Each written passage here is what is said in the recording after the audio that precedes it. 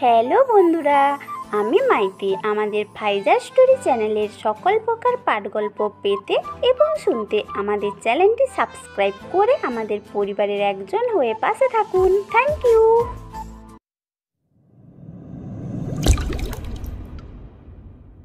রাতে স্বপ্ন দেখার পরে আকাশ ওর চোখ লাল হতে দেখতে পায়। এই স্বপ্নগুলো এক একবার এক এক রকমভাবে দেখতে থাকে, তাও কয়েকদিন পর পর। আর স্বপ্ন দেখার পরেই ওর চোখ এভাবে লাল হতে দেখা যায়। সেজন্য প্রতিদিনের মতো সকালবেলায় ঘুম থেকে উঠে ফ্রেশ হয়ে ভার্সিটি যাওয়ার জন্য তৈরি হয়। একটা ঢোলা শার্ট আর ঢোলা প্যান্ট, পকেটে হাত দিয়ে দেখে প্রতিদিনের মতো আজকেও কোনো ডলার নেই ওর কাছে। সেজন্য 2 গ্লাস পানি পান করে ভার্সিটিতে চলে আসে, কেননা ওর কাছে $1 নেই যে কোনো কিছু কিনে খাবে। তারপরও আকাশ যেমন আছে তেমনই খুশি। ভার্সিটিতে আসা মাত্রই আকাশ ওর কিছু বন্ধুদের দেখতে পায়। ওদের অবস্থা আকাশের তুলনায় অনেক ভালো, কেননা ওদের সবার পরিবার আছে। চলুন গল্পের মূল কাহিনীতে ফেরা যাক। ভার্সিটিতে আসা মাত্রই। কি রে, এত লেট কেন করলি? তোর জন্য আমরা এতক্ষণ ধরে বসে আছি এখানে, কিন্তু তোর আসার কোনো নামই নেই। আচ্ছা, তুই যখন এসেছিস তখন চল আগে ক্যান্টিনে খাই, তারপর আমরা ক্লাসে যাব। কিন্তু তোরা জানিস আমার কাছে $1 নেই। আরে চিন্তা করিস কেন, আমরা যা খাবো সেখান থেকে তোকে একটু একটু করে দিলে অনেক হয়ে যাবে। দেখা যাবে আমাদের থেকে তোর প্লেটে বেশি পড়ে যাবে। আচ্ছা চল তাহলে। এরা তো খেতে যায়। এই ফাঁকে আপনাদের আকাশ আর ওর বন্ধুদের কিছু পরিচয় দিই। আকাশের পরিবারে কেউ নেই। আকাশ একটা দোকানে কাজ করে মাসে $100 পায়, আর ওই ডলার দিয়ে কোনো মতে মাস চলে আর পড়াশোনার খরচ চলে।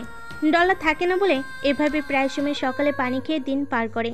তবে আকাশ অনেক মেধাবী, সেজন্য ভার্সিটিতে তেমন একটা খরচ ওকে করতে হয় না। শুধু বই খাতা কেনার ডলার হলেই হয়ে যায়। বাকিরা হলো আকাশের বন্ধু। ওরা ছোটবেলায় থেকে একসাথে বড় হয়েছে, আর ওরা বন্ধুত্বের জন্য কাউকে মারতেও পারে, আবার মারও খেতে পারে। মোটামুটি আপনার এইটুকু পরে বুঝতে তো পেরেছেন আকাশের বর্তমান অবস্থা সম্পর্কে। চলুন এবার গল্পে ফেরা যাক। ওরা নাস্তা খাচ্ছিল তখন। কিরে, আজকে ওদের টাকায় খাচ্ছিস? তোর কি লজ্জা বলতে কিছুই নেই যে সবসময় ওদের নেওয়া খাবার থেকে খাচ্ছিস? দেখ অবি, তা তোকে না জানলেও চলবে।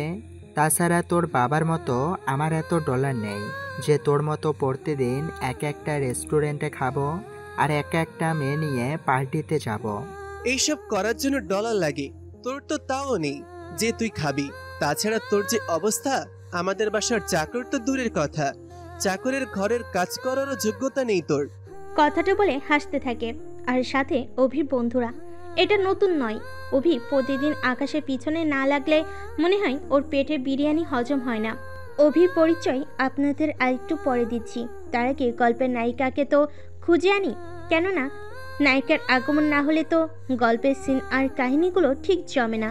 বলতে না বলতেই নায়িকা এসে হাজির। কি রে অভি, আজকেও তুই ওকে বাদ দিলি না? কি করব, ওর পেছনে না লাগলে আমার জানি কেমন লাগে। তাই বলে প্রতিদিন লাগতে হবে? কি করব, অভ্যাস হয়ে গেছে। তা আমাকে এই হিসেবটা একটু বুঝিয়ে দিবি? এরপর অভিকে দেখাই। ও তো পড়াশোনায় মোটামুটি ভালো, কিন্তু পুরো ভার্সিটিতে আকাশের চেয়ে বেশি মেধাবী ছাত্র আর নেই। একটা কাজ করলে কেমন হয়? কি কাজ? নতুন করে ওকে আবার বিপদে ফেলবি নাকি? আরে, তোর হিসাবটা ওকে দিয়ে করিয়ে নে, তার বিনিময়ে ওকে $2-3 দিয়ে দিস, তাহলে বেচারা অন্তত দুপুরের খাবারটা অন্তত খেতে পারবে। কথাটা তো মন্দ বলিসনি। তাহলে আকাশ, এই নে আমার হিসেবটা তুই মিলিয়ে দে। অভি যখন বলেছে তখন তোকে না হয় আমি $5 দিব, কি বলিস? কথাটা বলে ওরা হেসে দেয়।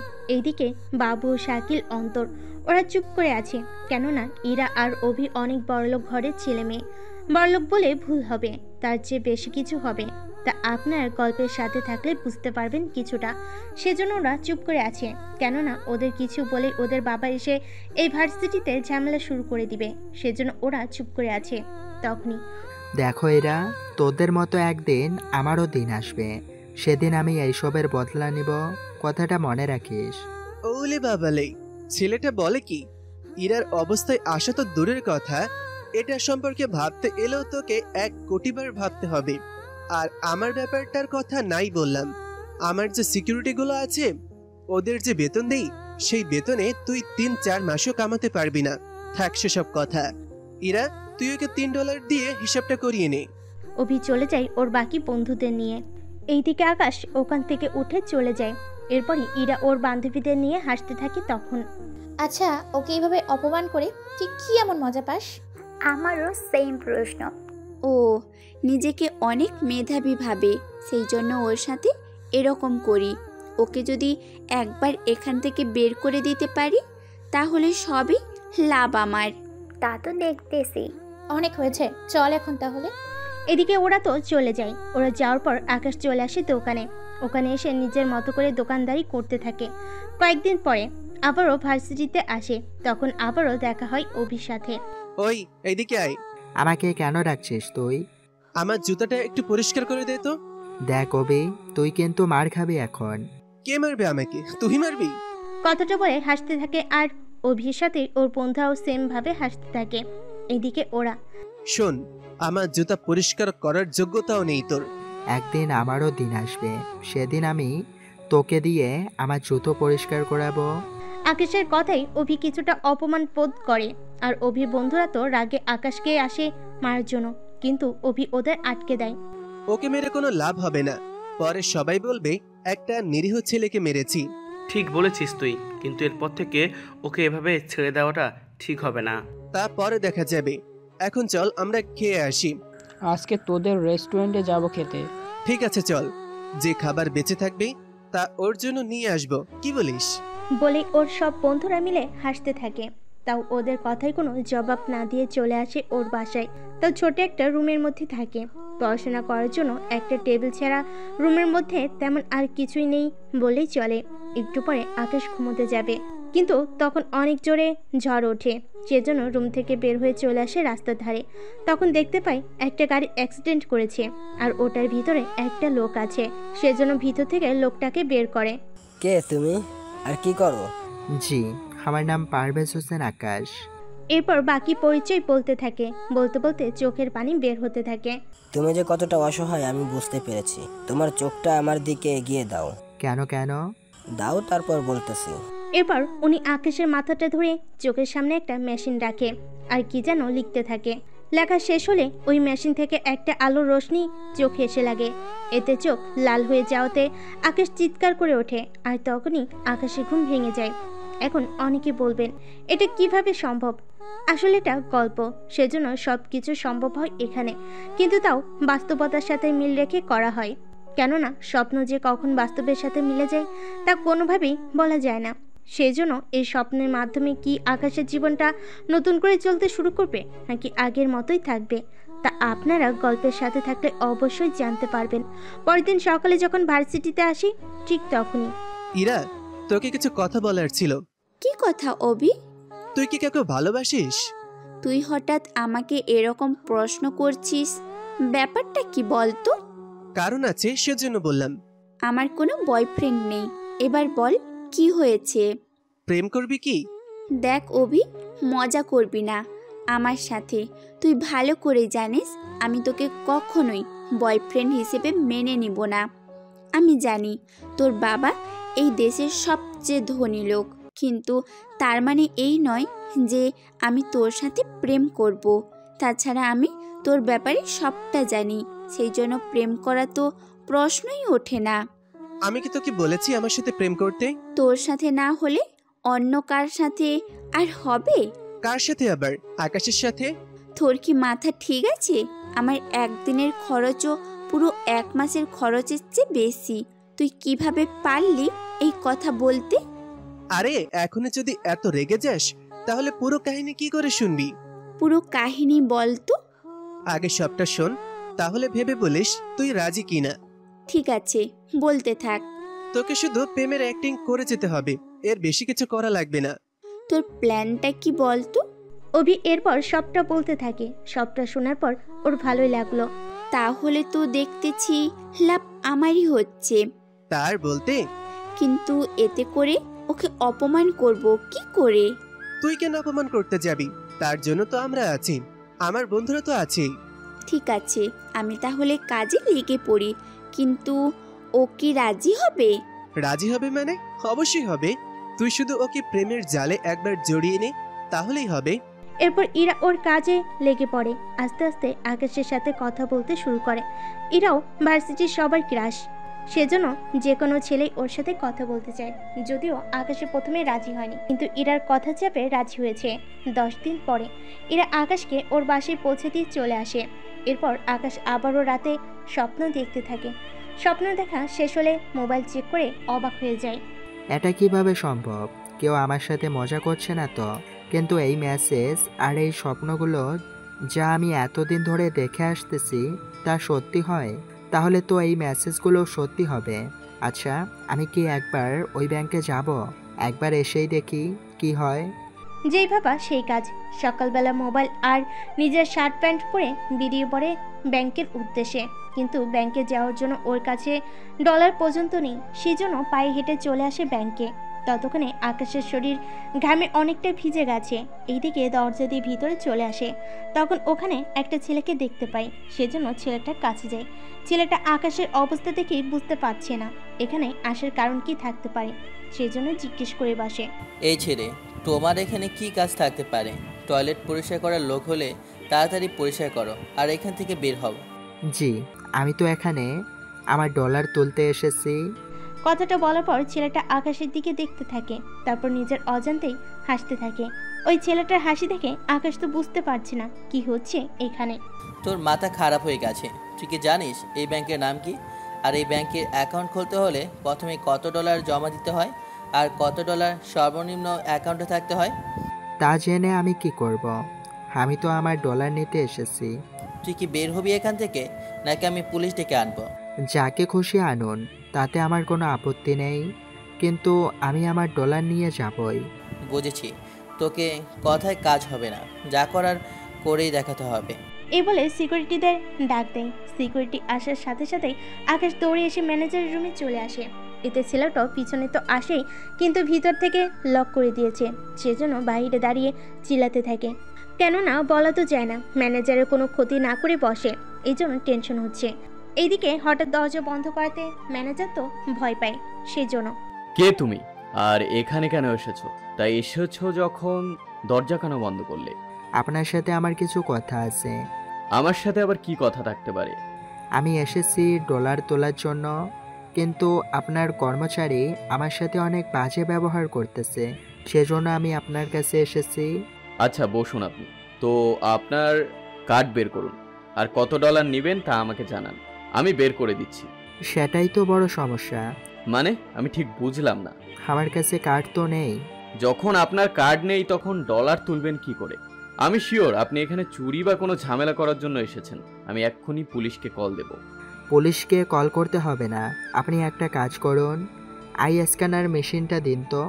তুমি কিভাবে জানো এই মেশিনের কথা? আমি কিভাবে জানি সেটা বড় কথা নয়, বড় কথা হচ্ছে আপনি মেশিনটা দিবেন কিনা সেটা বলুন। আকাশের কথায় ম্যানেজার মেশিন তো এগিয়ে দেয়। এরপর ওখানে আকাশ নিজের চোখ মেলে তাকায়। তখন ওখানে একটা লাল আলো লেখা ওঠে। এতে ম্যানেজারের তো সন্দেহ আরো বাড়তে থাকে। তুমি কি ভেবেছো এই মেশিনে আসবে?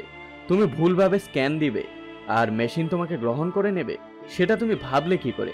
আমি এক্ষুনি পুলিশকে কল দিয়ে এখানে আসতে বলতেছি। আমাকে আর একটা সুযোগ দিন, আমি আর একবার দেব। সে যাই করো, তবে এই লাস্ট। যদি আমার তথ্য না আসে তাহলে সাথে সাথে কল চলে যাবে পুলিশ স্টেশন। আমি কি মুখটা ধুয়ে নিতে পারি? পারো, যাও এখানে আর খুঁজে নাও। এরপর আকাশ মুখের সাথে চোখটাও ভালো করে ধুয়ে তারপর আবার আই স্ক্যানার মেশিনের সামনে গিয়ে চোখ রাখে। এবার মেশিনে সবুজ সিগন্যাল দেখাচ্ছে। আর তখনই ম্যানেজার ফোনে একটা মেসেজ আসে। সেখানে আকাশের নাম দেখে ম্যানেজার তো অবাক হয়ে যায়, কেননা আকাশের নামের নিচে ডলারের অ্যামাউন্ট ছিল। তা দেখে উনি বেশি অবাক হয়। স্যার, আপনি মিস্টার? হ্যাঁ আমি। কেন, চিনতে কি পারেননি? সত্যি সরি স্যার, আমি আপনাকে চিনতে পারিনি। আপনি দাঁড়িয়ে আছেন কেন? বসুন, এখানে বসুন। বসতেছি। তাই অ্যাকাউন্টে কি শুধু ওই কয়েকটা ডলারই আছে নাকি আরো কিছু আছে? আছে মানে আরো অনেক কিছু আছে, যা বলে শেষ করা যাবে না। আপনার অ্যাকাউন্টের বাইরে একটা লকার আর কিছু ডিপোজিট করা আছে, আর ওখানে আরো অনেক কিছু আছে। ঠিক আছে, আমাকে ডিটেলস বলতে থাকো। এবার ম্যানেজার সবটা বলতে থাকে, কিন্তু তা তো শেষ হচ্ছে না। এদিকে আকাশও নিজের কানকে বিশ্বাস, আর আজকে যে এইসব ঘটনা ঘটে যাচ্ছে তাও নিজেও বিশ্বাস করতে পারছে না। কেননা ম্যানেজার যা কিছুর নাম আর যতটুকু আছে যেভাবে বলতেছে মনে হচ্ছে উনি কোনো গল্পের বই পড়তেছে, যেখানে যা খুশি তাই বলা যায় আর লেখা যায়। হয়েছে, আর বলতে হবে না। আচ্ছা, আমি যদি এইসব কিছুকে ডলারে নিয়ে আসি তাহলে ডলারের পরিমাণ কত হয়ে দাঁড়াবে? সে হিসেব করতে হলে আমাকে 1 মাসের মতো সময় দিতে হবে। তবে এতটুকু বলতে পারি, তা দিয়ে আপনি আমাদের দেশের 3 ভাগের 1 ভাগ কিনে নিতে পারবেন। আর আপনি হচ্ছেন আমাদের এই ব্যাংকের সবচেয়ে বড় কাস্টমার। আপনার যা কিছু আছে তা আমাদের এই ব্যাংকের পুরো কাস্টমারের ডলার হিসাব করলেও আপনার অ্যাকাউন্টে থাকা ডলারের অর্ধেকও হবে না। আচ্ছা, আমি তো সব সময় এইভাবে স্ক্যানার দিয়ে ডলার তুলতে আসতে পারবো না, সেই জন্য এখন কি করা যায়? আপনি আমাকে শুধু 10টা মিনিট সময় দিন, আমি নিজে আপনার জন্য একটা কার্ড বানিয়ে আনতেছি। আর এই কার্ড আপনি যে কোনো মেশিনে দিয়েই ইউজ করতে পারেন। ঠিক আছে, তাড়াতাড়ি করুন, আমার হাতে সময় নেই। এদিকে ম্যানেজার তাড়াতাড়ি করে রুম থেকে বের হয়ে কার্ড বানাতে চলে আসে। কিছুক্ষণের মধ্যে কার্ড বানিয়ে আনে। এই নিন স্যার আপনার কার্ড, আর যে কোনো প্রয়োজনে শুধু আমাকে একটা কল দিবেন, আমি আপনাকে সাহায্য করব সবার আগে। তাহলে কি আমি এখন যেতে পারি? জি স্যার, অবশ্যই যাবেন, তবে একটু কিছু খেয়ে যান। ঠিক আছে, ঠান্ডা পানি কিছু আনিয়ে নিন। আমি নিজে আপনার জন্য নিয়ে আসতেছি। আকাশ মানে করলো ম্যানেজার নিজে এসে সবটা করতে থাকে। এরপর আকাশ বের হয়ে চলে আসে। তখন ছেলেটা এসে আকাশের সামনে দাঁড়ায়। আপনি কে? আর ম্যানেজার স্যার আপনার জন্য এত কিছু করতেছে, আমার তো কিছুই মাথায় আসছে না। উনি তো আমাদের কোনো কাস্টমারের জন্য এইসব করে না, তাহলে আপনার জন্য কেন করলো? তোমার মাথায় কোনো কিছু আনার প্রয়োজন নেই, যেভাবে আছো সেভাবেই থাকো। আমি কে তা জেনে তোমার কোনো কাজ নেই। তবে একটা কথা মনে রেখো। কি কথা? কারো পোশাক দেখে তার ব্যক্তিত্ব যাচাই করো না, কেননা অনেক কয়লার ভিতরেও কিন্তু হিরে লুকানো থাকে। সরি স্যার, এরকমটা কখনো হবে না। এরপর আকাশ তো চলে আসে। এইদিকে এসে ঘুমিয়ে পড়ে। ভেবেছিল স্বপ্ন দেখতেছিল প্রতিবারের মতো, সেজন্য পরের দিন ঘুম থেকে রেডি হওয়ার সময় কার্ড দেখতে পায়। কার্ড হাতে নিয়ে অবাক হয়ে তাকিয়ে থাকে। এটা কিভাবে সম্ভব? স্বপ্ন কিভাবে সত্যি হতে পারে? আচ্ছা, এই কার্ড আজও কাজ করে কিনা তা তো আমাকে দেখতে হবে।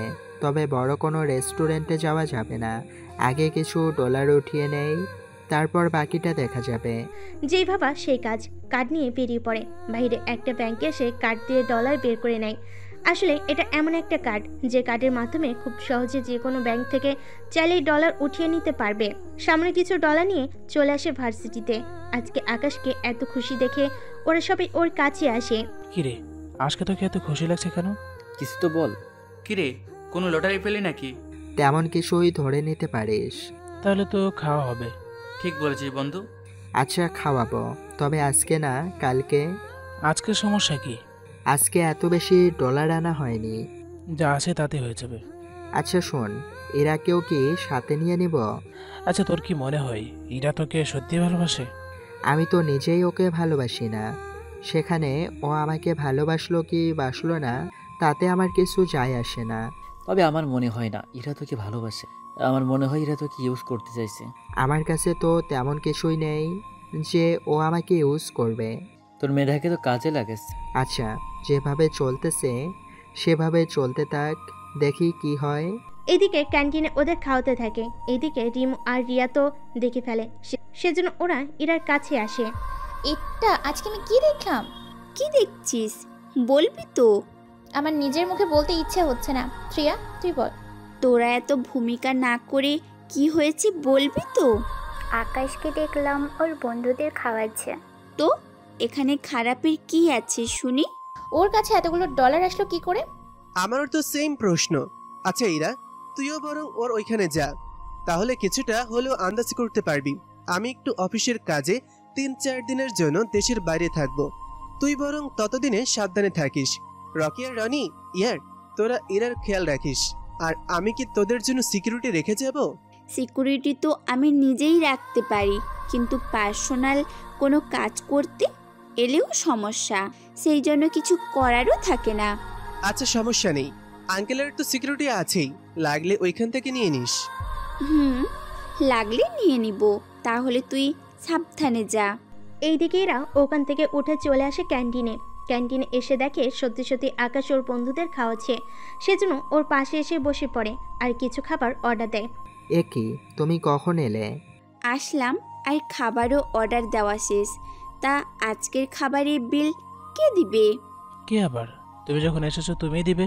ঠিক আছে, আমি না হয় দিলাম। আরে ওরা মজা করছে, বিল আমি দিব, তোমার যা ইচ্ছা হয় খেয়ে নাও। তুমি হঠাৎ এতগুলো ডলার পেলে কি করে? পেয়েছি কোনো না কোনোভাবে, তাছাড়া চিন্তা করো না, এখন আর আমি আগের মতো চলাফেরা করব না, নিজেকে একটু চেঞ্জ করব। কি রকম শুনি? পরে দেখতে পারবে, এখন খাবার শেষ করে নাও। এরপর ওরা খাবার খায়। বিল সবটা আকাশ নিচে দেয়। এরপর ওরা যখন বের হতে যাবে তখন, তোমার সাথে কিছু কথা আছে আমার। কি কথা? চলো আমরা একটু শপিংয়ে যাব। কিন্তু আমার কাছে তো এখন ডলার নেই যে তোমাকে শপিং করাতে পারবো। আমি কি বলেছি তোমাকে বিল দিতে? বিল তো দিব আমি। আচ্ছা চলো তাহলে। এরপর ওরা বেরিয়ে পড়ে, কিন্তু সাথে রিয়া আর রিমুও আছে। ওদের দেখে একটু অবাক হয়। আচ্ছা ওরা কেন যাবে? বাহরে, ওরা আমার বান্ধবী, ওরা তো যেতেই পারে। তাছাড়া ওরা নিজেদের জন্য শপিং করবে। কিছু কি হয়েছে? কিরে আকাশ, ভাইয়া মনে হচ্ছে আমরা যাওয়াতে মোটেও খুশি না। ঠিক আছে, আমরা তাহলে নেমে যাচ্ছি। আমি তো এমনটা বলিনি, চলো তাহলে। এরপর ওরা শপিংয়ে আসে, এসে কিনতে থাকে এক এক করে।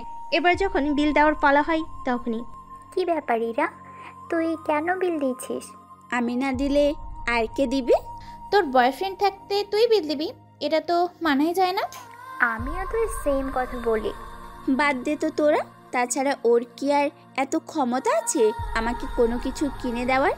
ও তো নিজের খরচটাই ঠিকমতো চালাতে পারে না। আমার খরচ সেখানে কিভাবে চালাবে? তাহলে এরকম ছেলের সাথে কেন তুই রিলেশন করতে এলি? আচ্ছা আপনারা কি সত্যি শপিং করতে এসেছেন, নাকি আমাকে অপমান করার জন্য এসেছেন? তোমার মান থাকলে তো তোমাকে অপমান করব।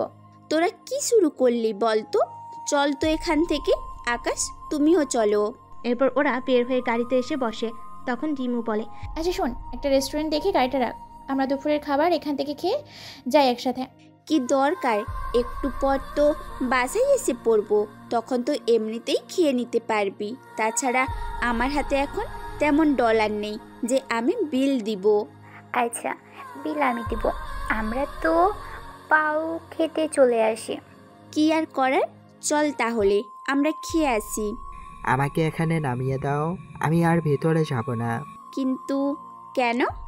তোমার কি মনে হয় এত কিছু হওয়ার পরেও আমার ভেতরে যাওয়াটা কি ভালো দেখাবে? আরে ওরা তো আমার বান্ধবী, ওরা তো একটু ফাজলামো করবেই। তাই বলে এরকমভাবে ফাজলামো করে কেউ? আচ্ছা এখন এই নিয়ে মন খারাপ করতে হবে না, এখন চলো আমরা ভেতরে এসে খেয়ে নেই। এরপর ওরা ভিতরে আসে, কিন্তু ওখানে ভালো কোনো রুম খালি ছিল না, সেজন্য ম্যানেজারকে ডাকতে যাবে তখনই। কি ব্যাপার, ম্যানেজারকে ডাকার কি দরকার? আমরা এরকম টেবিলে বসে খাবো কি করে? এর চেয়ে দামি রুমে খেতে হলে তো বিল আসবে অনেক বেশি। ও কিন্তু ঠিকই বলেছে, তাছাড়া শপিং করে কিন্তু আমাদের ডলার শেষ প্রায়, সেজন্য বুঝতেই তো পারছিস কি হতে পারে। আমি তো সেটাই বলতেছি, আপাতত আমরা এখানেই বসি। এরপর ওরা ওখানে এসে বসে। এইদিকে আকাশ উঠে ওয়াশরুমে যাওয়ার জন্য কেবিন থেকে বের হয়ে যায়। ও বের হওয়ার পরেই, কি রে বান্ধবী, কেমন দিলাম? তোরা ফাটিয়ে দিয়েছিস। দেখতে হবে না আমরা কারা। এভাবে চলতে থাকলে তো আকাশ প্রতিটা পদে পদে অপমানিত হবে। তবে এর চেয়ে বড়ভাবে অপমান করার মতো একটা উপায় আমি পেয়েছি। কি সেই উপায়? এখান থেকে পুতুলগুলো দেখছিস? তো তুই কি এগুলো কিনবি নাকি? আরে কোনোভাবে যদি আকাশকে দিয়ে এখান থেকে একটা পুতুল আমরা ভেঙে ফেলতে পারি, তাহলে পুরো পুতুলের খরচ না দেওয়া পর্যন্ত ওরা আকাশকে এখানে রেখে দিয়ে কাজ করাতে থাকবে। তাহলে মোটামুটি 2-3 মাস আকাশকে এখানে কাজ করবে, ওদের এই বিল পরিশোধ করতে হবে। আইডিয়াটা তো মন্দ না, কিন্তু ওকে ফেলবি কি করে? আচ্ছা ও যদি আমাদের কাছে সাহায্য চায় তখন কি করব? আমরা খাওয়ার পরে এমন অভিনয় করব যেন দেখে মনে হয় আমাদের কাছে আর কোনো ডলার নেই অবশিষ্ট, তখন আমাদের কাছে আর কোনো উপায়ও থাকবে না। ওকে, তাহলে এই আইডিয়াটা কাজে লাগাতে হবে। এদিকে কিছুক্ষণ পরে খাবার আসে। এরপর ওরা খাওয়া শেষ করে, কোনো মতে টেনে টুনে বিল তো দেয়। এদিকে ওরা যখন বের হবে তখন প্ল্যান অনুযায়ী রিমু এসে আকাশের উপর পড়ে। ঠিক তখনই আকাশের পরিবর্তে রিমু নিজেই ওই পুতুলের ওপর এসে পড়ে আর পুতুলটা ভেঙে যায়। তা দেখে রিয়া আর ইরা তো অবাক হয়ে যায়। রিমু তো এত করে অনেক ভয় পায়, কেননা এই পুতুলের দাম অনেক বেশি। সেজন্য রিমু কিছুটা ভয়ে আছে। ওর পরিবার ওকে এতগুলো ডলার দিবে না, যদিও ওর পরিবারের কোটি ডলার আছে, তাও দিবে না। এটা তুই কি করলি রিমু? এখন কি হবে? বিশ্বাস করো আমি এটা ইচ্ছে করে করিনি। তোর দ্বারা একটা কাজও ঠিক মতো হয় না। আমি কি করব, সবই হলো। চুপ কর তুই। এখন এতগুলো ডলার তুই দিবি কি করে? বাবা তো কখনো আমাকে এতগুলো ডলার দিবে না। তোরা আমাকে সাহায্য কর। আমাদের কাছে তো এই মুহূর্তে এখন এতগুলো ডলার নেই, সেটা তো জানিস। কিন্তু এটা জরিমানা না দিলেও তো ওরা যেতেও দিবে না। আচ্ছা দেখি কি করা যায়। এদিকে আকাশ দাঁড়িয়ে আছে আর ওদের কথা শুনতে থাকে। ওরা যেভাবে ঝগড়া শুরু করলো তার কি বলবো। এদিকে ম্যানেজার এসে হাজির। কি ব্যাপার, আপনারা তো জোরে শব্দ করছেন কেন? আর এই পুতুলটা আপনাদের তিনজনের মধ্যে কে ভেঙেছে? আসলে আমার বান্ধবী ইচ্ছে করে ভাঙেনি, ও একটু হোঁচট খেয়ে এটার উপরে এসে পড়ে, এতে করেই ভেঙে যায়। দেখুন ম্যাম, আপনারা যখন এটা ভেঙেছেন তখন এটার ক্ষতিপূরণ দিয়ে তারপর যেতে পারবেন। যদি না দিতে পারি? আপনাদের আমি 2 মাসের জন্য এই রেস্টুরেন্টে কাজ করাবো, কিন্তু তাও এর বিল শোধ হবে না। কি রে, এখন কি করবি? আমি তো তাই ভাবছি, 2 মাস এখানে থাকতে হবে। বাবা জানলে তো আমাকে বাসা থেকে বেরই হতে দিবে না। এখন তাহলে উপায় কি? আমি তো তোদের কথা মতো কাজ করতে এসে আজকে এমন অবস্থা। তাই বলে তোকে নিজে তো পড়তে বলিনি। কোনোভাবে ম্যানেজ কর প্লিজ। কি ফুসুর ফুসুর করছেন দুজনে? ডলার কিভাবে দিব সেটাই ভাবছি। একটা কাজ করলে হয় না? এখন তো আমাদের সাথে এতগুলো ডলার নেই। আপনি একটা কাজ করুন, এইটা হচ্ছে আমার বাবার ঠিকানা, কালকে এই ঠিকানায় কাউকে পাঠিয়ে দিবেন, তাহলে ডলার দিয়ে দিব। দরকার পড়লে আপনি নিজে কাউকে কল দিয়ে এখানে আসতে বলুন, এখান থেকে কাউকে পাঠানো সম্ভব না। এরপর কি করবে ওরা ভাবছে। এদিকে তখন ওদের অভির কথা মনে পড়ে। অভিকে একটা কল দিয়ে এনার সাথে কথা বলিয়ে দেই, তাহলেই হয়ে যাবে। তাড়াতাড়ি করে ওকে কল দে। এরপর কল দেয় অভিকে আর সবটা বলতে থাকে। সবটা শোনার পর, তোমরা শুধু 10 মিনিট অপেক্ষা করো, আমি কাউকে দিয়ে ডলার পাঠিয়ে দিচ্ছি। ঠিক আছে, তাড়াতাড়ি কর। এদিকে 10 মিনিট অপেক্ষা করার পর অভি সিকিউরিটি এসে ডলার দিয়ে যায় আর এই ডলার ম্যানেজারকে দিয়ে চলে আসে রেস্টুরেন্ট থেকে। এরপর গাড়িতে বসে আকাশকে আরো কথা শোনাতে থাকে। দেখলি তো বিপদের সময় আজকে অভি আমাদের সাহায্য করলো, কিন্তু তুই দেখে ওকে কি দেখে পছন্দ করতে গেলি? না তোকে কোনো কিছু দিতে পারবে, আর না তোকে কোনো কাজে কখনো সাহায্য করতে পারবে। তাও ওকেই আমার চাই। আমি হলে তো এরকম বয়ফ্রেন্ডকে আগেই ছেড়ে দিতাম, যার সামান্য কিছু ডলার দেওয়ার ক্ষমতা নেই। তার সাথে আর যাই হোক, আমি কখনো রিলেশন করতাম না। আচ্ছা থাক সেসব কথা, এখন তোরা বাসায় যা। এরপর ওরা বাসায় যায়। এদিকে আকাশকে নামিয়ে দিয়ে ইরা ওর বাসায় চলে যায়। এদিকে আকাশ পরের দিন আসে ওই ব্যাংকে। তখন রিমু আর রিয়া ওকে দেখে ফেলে, কেননা ওরা দুজন এসেছে কিছু কাজে, কেননা ওরা নিজেদের বাবার অ্যাকাউন্ট খোলার জন্য এসেছে। সরি ম্যাম, আমাদের এখানে এত কম ডলারে অ্যাকাউন্ট খোলা হয় না। কি বলছেন কি? 1 কোটি দিচ্ছি তাও বলছেন হবে না?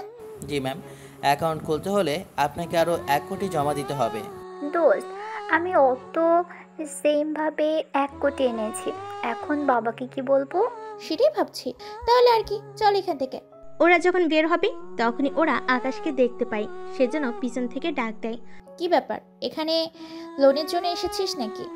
আর লোনের জন্য কেন আসবে? হয়তো দেখ টয়লেট অথবা মেঝে পরিষ্কার করার জন্য এসেছে। তা দাঁড়িয়ে আছো কেন? যাও ভেতরে এসে পরিষ্কার করো, তাও যদি কিছু ডলার রোজগার হয় তাহলে তো ভালোই হবে। তার বলতে আমি না হয় টয়লেট পরিষ্কার করতে এসেছি, তা তোমরা কি এখানে মেজ পরিষ্কার করার জন্য চাকরি নিচ্ছ নাকি? কথাটি শোনার পর রিমু আর রিয়া অনেক অপমান হয়, তাও কোনো কিছু আর বলেনি। একটু পর, রিয়া চল তো, এখান থেকে কথা বলে সময় নষ্ট করাই যাবে না। চল তাহলে। এদিকে ওরা চলে আসে। একটু পরে আকাশও নিজের কাজ শেষ করে বের হয়ে ভার্সিটিতে আসে। ওখানে সে শুনতে পাই রিমু আর রিয়া ওর ব্যাপারে ভার্সিটিতে অনেক কিছু বানিয়ে বানিয়ে বলেছে। এদিকে এই ব্যাপারটা নিয়ে আকাশ চলে আসে ইরার কাছে। তোমার বান্ধবীরা এইসব কি বলতেছে? যাই বলুক, ভুল কিছু তো বলেনি। তুমিও ওদের সাথে সাথে আমাকে এইগুলো বলতেছো? ওরা তো ভুল কিছু বলেনি। তাছাড়া তোমাকে যা বলার জন্য এসেছি, কি দরকার ছিল এত বড় ব্যাংকে এসে এই কাজগুলো করার? তুমিও দেখি শুরু করে দিলে। শুরু তো তুমি নিজেই আগেই করলে। আচ্ছা বাদ দাও, শুনলাম ভার্সিটিতে একটা ছেলে ভর্তি হয়েছে। ছেলেটার বাবা নাকি অনেক ধনী আর পাওয়ারফুল। কি বলো? অভির থেকেও পাওয়ারফুল? তার বলতে। তার নাম কি ছেলেটার? কি নাম যেন মনে পড়ছে না, তবে র দিয়ে শুরু ওর নাম। রাজীব চৌধুরী, একমাত্র ছেলে রিয়াজ। তবে ছেলেটা নাকি ভার্সিটিতে আসবে না। বাহ, এর জন্য তোমার দেখি অনেক আফসোস হচ্ছে। আফসোস তো হবেই। এই ভার্সিটিতে তুমি ছাড়া আর কেউ নেই যে এতটা গরিব হয়ে থাকতেছে। একদিন দেখবে আমারও সব কিছু হবে, আর ওই দিন সবাই শুধু তাকিয়ে তাকিয়ে দেখতে থাকবে। সেসব দেখা পর্যন্ত বেঁচে থাকতে পারবো কিনা জানি না। চিন্তা করো না, 1 বছরের ভিতরে তুমি সব কিছু দেখতে পারবে। এই বলে চলে আসে ওখান থেকে। এসে নিরিবিলি একটা গাছের নিচে বসে ভাবতে থাকে, ছোটবেলার কাহিনীগুলো বোঝার চেষ্টা করে। কিছুক্ষণ পরই, তুমি এখানে? আমরা তোকে আরো পুরো ভার্সিটিতে খুঁজেছি। আমাকে কেন খুঁজছিস? আমরা শুনলাম অভি নাকি কাউকে মেরেছে, সেজন্য ভাবলাম তোকে হয়তো মারার জন্য এরকম করেছে, সেজন্য আমি। আরে আমার কিছুই হয়নি। তা শুনলাম আজকে একটা ছেলে ভর্তি হয়েছে। ছেলেটার অনেক ডলার আছে, তার উপর অনেক রাগী। কথায় কথায় বন্দুক বের করে গুলি করার ভয় দেখায়। তা এতে আমাদের কি আছে? এতে তো আমাদেরই অবস্থা। কিরকম? অন্তর এবার সবটা বলতে থাকে, সবটা যা বোঝার বুঝতে থাকে। তাহলে একটা কাজ করলে কেমন হয়? কি কাজ? আমরা ওই রিয়াজের সাথে যদি অভির একটা ঝামেলা করে ফেলতে পারি, তাহলে কিন্তু এতে আমাদের জন্য ভালো হবে। কেননা ওদের মধ্যে ঝগড়া হলে দেখতে কতই না ভালো লাগবে। কিন্তু ঝগড়াটা লাগাবি কি করে? সময় হলে সবই জানতে পারবি। এখন শুধু দেখে যা কি কি হতে চলেছে। তাছাড়া ঝগড়া আমাদের লাগাতে হবে না। তাহলে কি হবে? কি হবে? যা করার ওরাই করবে। কিন্তু কিভাবে? আমার তো মাথায় কিছু ঢুকছে না। তোরা আপাতত চুপ করে থাক, বাকিটা সময় হলে বুঝতে পারবি। এরপর সময়ও যেতে থাকে। যেতে যেতে 7 দিন কেটে যায়। তখন রিয়াজ আসে 15 জন সিকিউরিটি নিয়ে ভার্সিটির মধ্যে, তার সাথে আরও 3টা গাড়ি নিয়ে। রিয়াজকে দেখে তো সব মেয়েরই ক্রাশ খাওয়ার মতো অবস্থা হয়ে যায়, কেননা জিম করা বডি ছিল রিয়াজের। এদিকে অভিও ভার্সিটির মধ্যে আসে। তখনই রিয়াজের সিকিউরিটির জন্য অভি ঠিকমতো হাঁটতে পারছিল না, সেজন্য ওদের সামনে যে সরাতে যাবে সিকিউরিটিগুলো বাধা দেয়। আপনি এইদিকে যেতে পারবেন না। আমি কেন যেতে পারবো না? দেখছেন না এখানে আমাদের স্যার যাচ্ছে। তোমাদের স্যারকে বলো এখানে অভি চৌধুরী আছে। সেই আপনি যেই হন না কেন, এখান থেকে সরে দাঁড়ান। এদিকে এই কথা বলাতে অভি অনেক রেগে যায় আর সিকিউরিটিকে একটা খুশি মারে। এতে বাকি সিকিউরিটিগুলো অভিকে মারার জন্য আসে। সেখানে রকি আর রনিও এসে সিকিউরিটিগুলোকে থামাতে থাকে। এইদিকে, কি ব্যাপার, ওখানে কি হয়েছে? স্যার ওখানে একটু সমস্যা হয়েছে, কিন্তু চিন্তা করবেন না, আপনি ক্লাসে যান, আমি ব্যাপারটা দেখছি। ঠিক আছে, দেখো পুলিশকে নিয়ে ভয় নেই, তা আমি সামলে নিব। সে আর বলতে। এদিকে রিয়াজ রুমে চলে আসে। অন্যদিকে অভি কিছুটা মার খায়, কেননা অনেকজন ছিল আর অভিরা ছিল 3 জনের মতো, যার কারণে ওরা ঠিক মতো পেরে ওঠেনি। এদিকে ইরা এসব দেখে অভির কাছে আসে। অভি, এইসব কি করে হলো? পরে বলছি, আগে ক্যান্টিনের দিকে চল, তারপর বলতেছি বাকিটা। ঠিক আছে চলো। আকাশ, তুমি দাঁড়িয়ে আছো কেন? ওকে যে মারলো, তুমি কিছু করতে পারোনি? আশ্চর্য, আমি কি করব? তাছাড়া তোমাদের যে ক্ষমতা তা দিয়েই তোমরা পেরে উঠতে পারোনি, সেখানে আমি কি এমন করব? ক্ষমতা, তাই না? আমিও দেখিয়ে দিব ক্ষমতা কাকে বলে। কালকে থেকে ক্ষমতা আমিও দেখাবো। তোরা যদি এরকম ক্ষমতা দেখাতে থাকিস, তাহলে তো বাকিরা অনেক ভয় পাবে। তা দেখার সময় নেই। কাল থেকে এরা তুমিও নিজের সিকিউরিটি আনবে, আর আমিও এত বেশি সিকিউরিটি নিয়ে আসবো যে ভার্সিটিতে জায়গাও দিতে পারবে না। এখন হসপিটালে চলো, তোমাকে আগে হসপিটালে নিয়ে যাই। হসপিটালে যাওয়ার মতন কিছুই হয়নি, আমি এখানেই আছি। আমিও দেখি কে সেই ব্যক্তি যার জন্য আমার শরীরে হাত দিল ওরা। এদিকে রিয়াজ ক্লাস শেষ করে বের হয়, কিন্তু অভির এক ব্যাচ জুনিয়র রিয়াজ, কিন্তু তা ওরা নিজেরাও জানে না। কিছুক্ষণ পরে রিয়াজ যখন বের হয়, সাথে সিকিউরিটিগুলো পাশে থাকে। আচ্ছা, তোমরা তখন কাকে যেন মারলে, তা সে কি আছে এখনো নাকি হসপিটালে গেছে? স্যার তা তো আমরা জানি না, তবে 1 মিনিট সময় দিন আমাকে, আমি চেক করে জানাচ্ছি। 1 মিনিট পর সিকিউরিটি এসে জানায় সবটা শোনার পরে ওই ছেলেটার কাছে নিয়ে চলো আমাকে। কিন্তু স্যার ওরা যদি আপনাকে... তোমরা তো আছো। জি স্যার চলুন। এরপর ওরা আসে অভির কাছে। অভি তো রিয়াজের দিকে তাকাচ্ছে আর রাগে ফেটে যাচ্ছে। রিয়াজ অভির সামনে এসে দেখো, তোমরা তো সিকিউরিটি সম্পর্কে জানো না, সেই জন্য আমার ধারে কাছে আসতে গেলে তো একটু অবস্থা এরকম হবেই তোমাদের। সেই জন্য ভিআইপি লোকেদের চিনে রাখো, ভবিষ্যতে আমার ধারে কাছে আসার চেষ্টাও করবে না। ও তাই নাকি? আমি তো জানতামই না। সে যাগে, আমি কি আমার পরিচয় তা তুই খুব তাড়াতাড়ি জানতে পারবি, আর তার জন্য হয়তো তোকে অনেক আফসোস করতে হবে। এই রিয়াজ চৌধুরী কোনো ব্যাপারে আফসোস করে না, যা দরকার বা পছন্দ হয় তা ছিনিয়ে নিয়ে আসে। দেখা যাক তোর দৌড় কত দূর। রিয়াজ তো চলে যায় সিকিউরিটি নিয়ে। এইদিকে অভি, ইরা তুইও সিকিউরিটি নিয়ে আসবি। এক কথায় তোরা সিকিউরিটি নিয়ে আসবি আজকে থেকে ভার্সিটিতে। কিন্তু আমি কি করব? তোমার কিছু করার ক্ষমতা থাকলে তো করবে, সেজন্য ভাই তুমি চুপ থাকো। ইরা আমি গেলাম বাসার দিকে। এদিকে অভি পাশে আসে আর ওকে এরকম অবস্থায় দেখে অভির বাবা তো ঘাবড়ে যায়। কার এত বড় সাহস আমার ছেলের এরকম অবস্থা করে? ভার্সিটিতে একটা ছেলে এসেছে। তাতে কি হয়েছে? তুই কি একটা ছেলের কাছে মার খেয়েছিস? এরপর অভি সবটা বলতে থাকে। সবটা শোনার পরে কি ওর এত বড় সাহস তোকে সিকিউরিটি দিয়ে মার খাওয়ায়? হ্যাঁ আব্বু, প্রথম দিনই আমার এরকম হাল করেছে। তাহলে তুমি এবার বুঝে দেখো কি হয় সামনের দিকে। সেজন্য আমিও কাল থেকে সিকিউরিটি নিয়ে ভার্সিটিতে যাব। তুমি সিকিউরিটির ব্যবস্থা করো। আমি তো তোকে আরো অনেকবার বলেছি সিকিউরিটি নিয়ে ভার্সিটিতে যাবি, সেখানে যাস না কেন? ওদের নিয়ে যাবি, কিন্তু তুই তো আমার কোনো কথাই শুনিস না। কাল থেকে নিয়ে যাব, আর তুমি 20 জন সিকিউরিটির ব্যবস্থা করো। ঠিক আছে, কালকে নিয়ে যাস তাহলে ভার্সিটিতে। এদিকে ইরাও বাসে এসে ওর বাবাকে জানায় সবটা। উনি জানার পর, কি নাম বললি তুই? রাজীব চৌধুরীর ছেলে রিয়াজ চৌধুরী।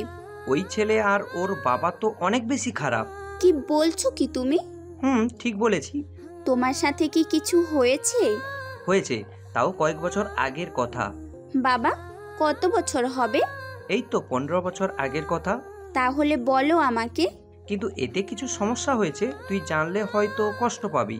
তারপরও তুমি বলো আমাকে। 15 বছর আগে। অতীত 15 বছর আগে ইরা অনেক ছোট ছিল।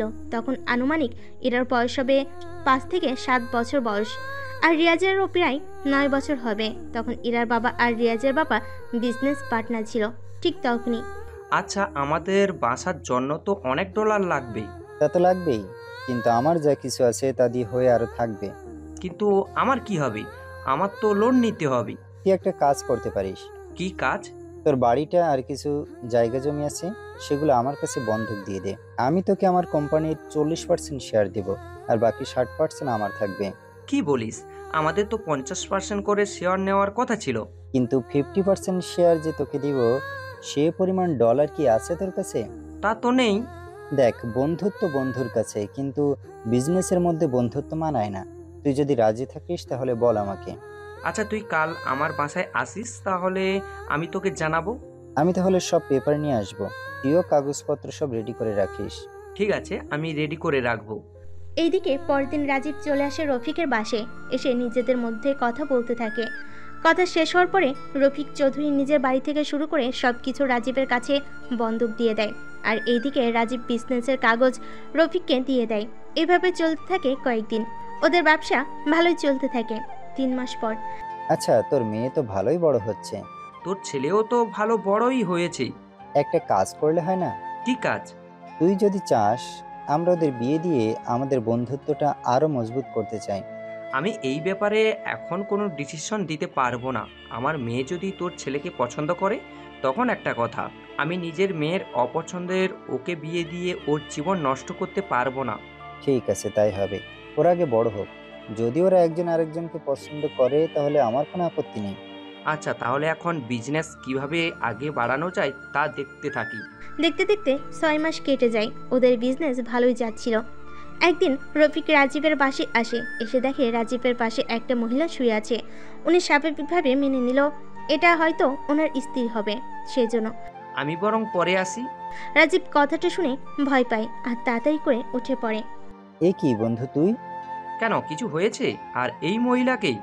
ও তো আমার অন্য একটা বন্ধুর বউ। ছি ছি ছি, তুই বন্ধু হয়ে বন্ধুর বউয়ের সাথে এমনটা করতে পারলি? এছাড়া কি করব, আমার বন্ধু আমার কাছ থেকে ডলার ধার নিয়েছিল। ওর ব্যবসায় লস হয়ে সব কিছু হারিয়ে ফেলে। আর ওর বউয়ের উপর আমার একটু লোভ ছিল, বরাবরের মতো।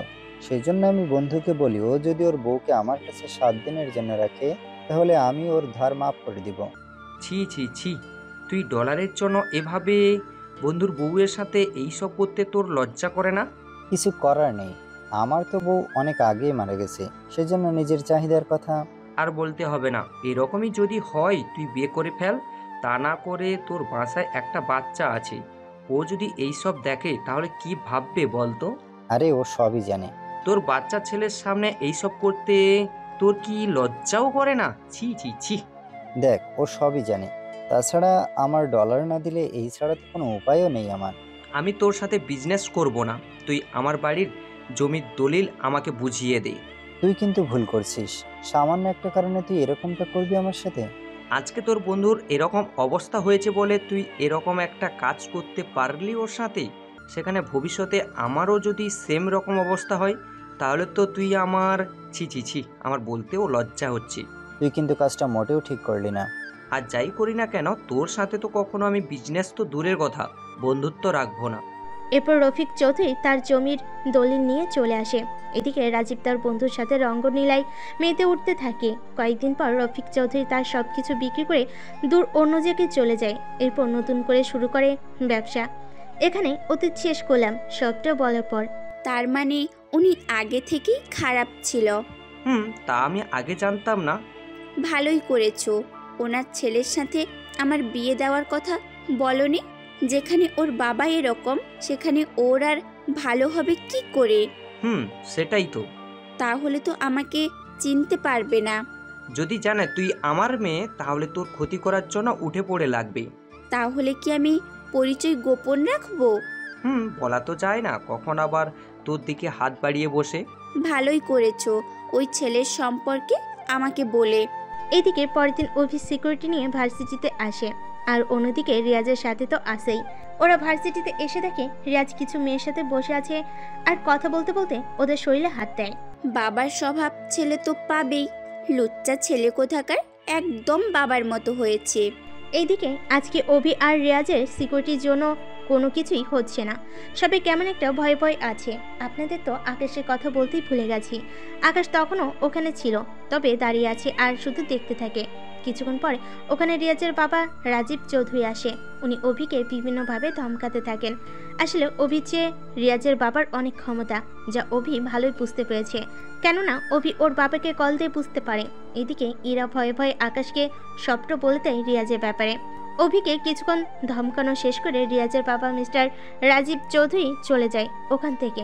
উনি যাওয়ার পরে, তুমি কি শিওর? হ্যাঁ শিওর। এখন রিয়াজ যদি আমাকে চিনতে পারে তাহলে তো আমি শেষ। আচ্ছা, আমি দেখতেছি। এদিকে আকাশ ওইদিকে যায়। অন্যদিকে ইরা একটা হাসি দেয়, কেননা আকাশকে একটা শিক্ষা দিতে চেয়েছিল, আর আজকে তা সম্ভব হতে চলেছে। সেজন্য দাঁড়িয়ে দাঁড়িয়ে দেখতে থাকে। আসলে ইরা যাই বলেছে সত্যি বলেছে, কিন্তু আকাশ তো এসব কথা মোটেও নিতে পায়নি। সেজন্য রিয়াজের কাছে যায়। ওই তুই কে রে? আমি এই ভার্সিটিতে পড়ি। তা তো শরীরে নাকি অনেক চর্বি জমে গেছে, সেগুলো বের করার জন্য এসেছি আমি। আকাশের কথা শুনে রিয়াজ হাসতে থাকে, কিন্তু কি করবে, এমন একটা কথা বলেছে যে না হেসে আর পারছে না। কিছুক্ষণ পর, তুই কি জানিস আমি তোকে এখানে মেরে ফেললেও কেউ আমার কিছুই করতে পারবে না? যদি আমি তোকে মেরে ফেলি? ওই তুই কি পাগল হয়ে গেছিস? আমাকে মারার স্বপ্ন তুই দেখিস কি করে? আমার আশেপাশে এই সিকিউরিটি দেখেও কি তোর একটুও ভয় লাগে না? এরা কি করবে আমার? তাছাড়া এরা কিছুই করতে পারবে না। তোকে যা বলা ছিল সাইডে আয়, তোর সাথে কথা আছে। যা বলার এখানে বল। এখানে বলার মতো হলে তো বলতামই। ঠিক আছে চল তাহলে। এদিকে অভি আসতে চাইলে ওকে বাধা দেয়। এরপর নিজে চলে আসে রিয়াজকে নিয়ে। একটু পরে, এখন বল কি হয়েছে? আমি বলতে এসেছি আপনি অভিকে একটা শিক্ষা দিন। আমি কি এখানে পড়াশোনা করাতে এসেছি নাকি যে ওকে শিক্ষা দিব আমি? এই শিক্ষা সে শিক্ষা না। তাহলে কোন শিক্ষা? এরপর রিয়াজকে ইশারায় কিছু বোঝাতে থাকে, কিন্তু রিয়াজ কিছুই বুঝতে পারে না। এদিকে বাকিরা তো তাকিয়ে দেখতে থাকে কি হচ্ছে ওখানে তা দেখার জন্য। আমি তো কোনো কিছু বুঝতে পারছি না। তুই কি বলছিস? এরপর রিয়াজ বলে, আমি কি প্র্যাকটিক্যাল করে তা বুঝিয়ে দেব? ঠিক আছে, বুঝা তাহলে। কথাটা বলা মাত্রই আকাশ রিয়াজকে দুইটা খুশি মারে। এতে রিয়াজ তো রেগে যায় আর ওর সিকিউরিটিগুলো আসতে থাকে রিয়াজের দিকে। এদিকে অভি সহ বাকিরা তো অবাক হয়ে তাকিয়ে আছে। তোর সাহস কি করে হয় আমার শরীরে হাত দেওয়ার? তোকে তো আমি... আরে তুমি তো বললে প্র্যাকটিক্যালভাবে করে দেখাতে। ওরা কথা বলছে ততক্ষণে ওখানে সিকিউরিটি চলে আসে, এসে আকাশকে ধরে ফেলে। আরে কি করছো? আমাকে কেন ধরেছো? আমি তো তোমাদের স্যারকে বোঝাতে এরকম করেছি। তুই কি আমাদের বোকা পেয়েছিস? আমরা ওখান থেকে দেখতেছি তুই স্যারের মুখে ঘুষি মেরেছিস আর স্যারের মুখ দিয়ে রক্ত বেরোচ্ছে। ওই তোরা আগে এটাকে মার। যে ওরা মারতে আসবে রিয়াজ ওদের থামিয়ে দেয়। মারতে হবে না ওকে, তোমরা ওখান থেকে যাও, বাকিটা আমি এর সাথে বুঝে নিচ্ছি। ওরা চলে যাওয়ার পর বাকিরা তো কথা বলা বলি করতে থাকে। এদিকে ইরা তো অনেক বেশি খুশি হয় আকাশের এমন কাণ্ড দেখে। তুই এরকমভাবে প্র্যাকটিক্যাল দেখানো কি দরকার ছিল? এরকমটা না হলে তো তোমাকে বোঝাতে পারতাম না। তাহলে কি এখন অভিকে মেরে আসবো? আগে হসপিটালে যাও, পরেও অভিকে দেখতে পারবে। ঠিক আছে, যাচ্ছি। এদিকে রিয়াজ আকাশকে কোনো কিছু না বলে সিকিউরিটি নিয়ে বেরিয়ে পড়ে। এইদিকে বাকি সবাই তো অবাক হয়ে তাকিয়ে আছে একটু আগে কি হয়েছে তা বোঝার জন্য। যখনই আকাশ ওদের সামনে আসে তখনই সবাই আকাশের সাথে কথা বলার জন্য আসে। কিভাবে করলে এসব? রিয়াজের মতো ছেলেকে তুমি মারলে কি করে? আমাদেরও বলো। আমিও শুনতে চাই। তাহলে এরপর ওকে যেইখানে পাবো সেইখানে মারবো। চুপ করো তোমরা। তুই বল, রিয়াজকে মারার এত সাহস তুই কোথায় পেলি? এইসব সাহস তো আমি ইরার কাছ থেকে পেয়েছি। এই বেটা বলে কি এইগুলো? এই তো দেখি সত্যি সত্যি আমাকে ফাঁসিয়ে ছাড়বে মনে হচ্ছে। কি ব্যাপার, তুমি চুপ কেন ইরা? বলো ওদের সব কিছু। আমি কি বলবো? আমি তো নিজেই জানি না। তাহলে আমি কি সবটা বলে দিব? সবটা বলতে কি কি? অভি কোনো কিছু না, ও এমনিতেই মজা করছে। আমিও তো শুনি কি নিয়ে মজা করছে। বলো বলো, তাড়াতাড়ি করে বলো। এই তুমি কিছুই বলবে না? এরা তো মানা করছে। তুমি বলো, আমরা শুনছি। এরা আমাকে বলেছে আমি যদি রিয়াজকে মারতে পারি তাহলে ও সবার সামনে আমাকে চুমু দিবে। কথাটা শুনে বাকিরা যত না অবাক হয় তার চেয়ে বেশি অবাক হয় ইরা নিজেই। ওই আমি তোকে কখন বলেছি এই কথাটা? তখন যে বললে তুমি যদি তাই বলতে আমি কি এত কিছু করতাম? তাই বলে আমি এইটা যে করব তা তো বলিনি। আচ্ছা থাক ইরা, ছেলেটা এত কিছু করছে তার জন্য একটা চুমু দিয়ে দে। তাছাড়া ওই ছেলেটার অনেক পাওয়ার, ওর সাথে পেরে ওঠা আমাদের দ্বারা সম্ভব না। কিন্তু আকাশ এতগুলো সিকিউরিটির মাঝে রিয়াজকে মারলো আর রিয়াজ ওকে কোনো কিছুই বললো না। এটা আমি ভেবে অবাক হচ্ছি। আমি নিজেও তো অবাক হচ্ছি, সাথে আমিও। তোরা শুধু অবাক হতেই থাক, আমি যে কিছু বলবো তারও তো উপায়ও নেই। ঠিক আছে, দিচ্ছি চুমু। এরপর সবার সামনেই ইরা আকাশের মুখে চুমু দিতে যায় চোখ বন্ধ করে। কিন্তু ততক্ষণে আকাশ মুখটা একটু ঘুরিয়ে নিল। ইরা ঠোঁট আর আকাশের ঠোঁট একত্রিত হয়ে যায়। এতে তো বাকিরা আরও বেশি অবাক হয়। ইরা তো মুখ ভেবে চুমু দেয়, কিন্তু পরবর্তীতে বুঝতে পারে এটা অন্য কিছু। কিন্তু ততক্ষণে অনেক কিছুই হয়ে যায়। কোনো মতে ছেড়ে দেওয়ার পর এটা কি হলো? কই কি হলো? আমি তো মুখে দিতে চেয়েছি, কিন্তু সেটা ঠোঁটে কিভাবে হলো? চোখ বন্ধ করে দিলে কোনো জায়গার চুমু কোনো জায়গায় এসে কিস হয়ে যায়, তা তো আর বলা যায় না। চলি তাহলে আমি। এরপর যে যার মতো চলে যায়। ওরা যাওয়ার পর বাবু, অন্তর, শাকিল আসে আকাশের কাছে। এসেই কথা, তোর কি মাথা ঠিক আছে? তুই ওর মতো একটা ছেলে থাপ্পড় মারতে কেন গেলি? কি করব, ছেলেটা নয়তো ইরার দিকে হাত বাড়াবে। তোর কি মনে হয় ছেলেটা তোকে ছেড়ে দেবে? ও আমাকে ছেড়ে দিলেও আমি যে ওকে ছাড়বো না। মানে কি আকাশ, তুই কেন ওর মতো ছেলের সাথে লাগতে এসে নিজের জীবনটা দিবি? ও আমার কোনো ক্ষতি করতে পারবে না, তুই শুধু দাঁড়িয়ে দাঁড়িয়ে দেখে যা। এদিকে ওখান থেকে বের হয়। তখন ওরা আসে বাহিরে। বাকিরা নিজেদের পছন্দ মতো কিছু কিনতে থাকে, কিন্তু আকাশের কাছে ডলার নেই বলে চুপচাপ আছে। তা দেখতে পেয়ে বাকিরা মিলে ডলার দিয়ে আকাশকেও গেঞ্জি কিনে দেয়। 7 দিন পর আকাশ ভার্সিটিতে আসে। কেননা রিয়াজ যদি জানতে পারে সবটা তাহলে তো আকাশের চাটনি বানিয়ে দিবে। সেজন্য কয়েকদিন আর ভার্সিটিতে আসেনি। ভার্সিটিতে এসে ওদের সাথে আড্ডা দিচ্ছে, তখন জানতে পারে। কি বলছো, কাল তোমার জন্মদিন? হ্যাঁ, সেই জন্য আমি তোমাদের দাওয়াত দিতে এসেছি। তোমরা সবাই তাহলে চলে আসিও। আমি আজকের মতো গেলাম, আমার তো অনেক কাজ আছে। ইরা, আমি আসবো কি? আমি তো একটু শপিংয়ে যাব। তাতে কি, আমিও আসি তোমার সাথে। ঠিক আছে চলো। ওরা দুজনে শপিংয়ে যায়। এরপর ইরা জন্মদিনে পরার জন্য ড্রেস কিনে। আর ওই ড্রেস যখন টয়লেট রুমে যায় পরার জন্য তখন কিছু একটাতে বেঁধে আটকে যায়, না পারছে ঠিকমতো খুলতে আর না পারছে ঠিকমতো পড়তে। এরকম অবস্থায় ইরা আকাশকে ডাক দেয়। আকাশও ভিতরে ঢুকে অবাক হয়ে যায়, সাথে চোখ বন্ধ করে রাখে। তুমি কেন চোখ বন্ধ করতে গেলে? তুমি নিজের দিকে তাকাও, এরকম অবস্থায় দেখলে নিজেকে কন্ট্রোল কি করে করতে পারবো? আমি আছি এক জ্বালায়, তুমি আছো এইগুলো নিয়ে। দেখো, পরবর্তীতে কিছু হলে আমি কিন্তু দায়ী না। বকবকানি বন্ধ করে ড্রেসটা দেখো কোন দিক দিয়ে আটকালো। এদিকে অনেক খোঁজাখুঁজির পর দেখতে পাই একটা বাটন আটকে আছে, যা অন্য একরকম ভাবে আটকে আছে। কিছু কি পেয়েছো? একটা বাটন খুলতে হবে। তাহলে দাঁড়িয়ে না থেকে খুলো সেটা। কিন্তু খুলতে গেলে যে তোমার বুকে টার্চ লাগবে। এখানে আমি আটকে আছি, তার চিন্তা না করে শরীরে টাচ লাগবে, সেই জন্য চুপ করে বসে থাকবে না কি? ঠিক আছে, দেখতেছি। এরপর আকাশ হাত দিলে ইরা তো কেঁপে ওঠে আকাশের স্পর্শে। এক কথায় ইরা অনেকটা কেঁপে ওঠে, তাও নিজেকে সংযত রেখে। হয়েছে কি? একটা সুতো আছে, ওই সুতোটা কাটলেই হয়ে যাবে। যার জন্য দাঁত দিয়ে সুতো কাটতে হবে, তাহলেই হবে। তাহলে দাঁড়িয়ে না থেকে তাড়াতাড়ি কেটে আমাকে উদ্ধার করো। এরপর মুখ ডুবিয়ে দাঁত দিয়ে কেটে নেয় সুতো, এতে জামার বাহির করে। কিন্তু ততক্ষণে ইরার অনেকটা অন্যরকম হয়ে যায়, সাথে আকাশ নিজেও। এরপর ইরা না চাইতেও আকাশকে জড়িয়ে ধরে কিস করতে থাকে। মোটামুটি 20 মিনিট পর ইরা বুঝতে পারে কি হচ্ছিল এতক্ষণ ধরে। আর এতক্ষণ ধরে মনে হচ্ছিল ইরা একটা মায়ের ঘুরে ছিল, ব্যাপারটা বুঝতে পেরে। সরি, আমি বুঝতে পারিনি এরকম কিছু হয়ে যাবে। আমি জানি এখন যা হয়েছে তার জন্য কারোরই দোষ নেই। আচ্ছা, আমি এই ড্রেস নিব না। এই ড্রেসে তোমাকে অনেক মানাবে। আসলে তুমি যদি সবটা ঠিক করে তারপর পড়তে, তাহলে এরকমটা হতো না। সেজন্য এখন পড়ো, দেখবে ঠিকই লাগবে। এরপর পড়তে থাকে। এবার আর কোনো সমস্যা হয়নি। এরপর ইরা ড্রেস খুলে ফেলে, তারপর বাকিটা পরে বের হয়। সাথে আকাশকে কিছু কিনে দেয় যেন জন্মদিনে পরে আসতে পারে। এরপর বিল দিয়ে চলে আসে ডায়মন্ডের দোকানে। আসলে ইরা একটা নেকলেস আর কানের দুল নিবে, সেজন্য আসে এখানে। কেননা ওর বাবা ওকে গিফট দিবে, সেজন্য ইরা পছন্দ করে কিনতে এসেছে। কিন্তু ওখান থেকে একটা নেকলেস আর কানের দুল পছন্দ হয়, সেজন্য দাম জিজ্ঞেস করে।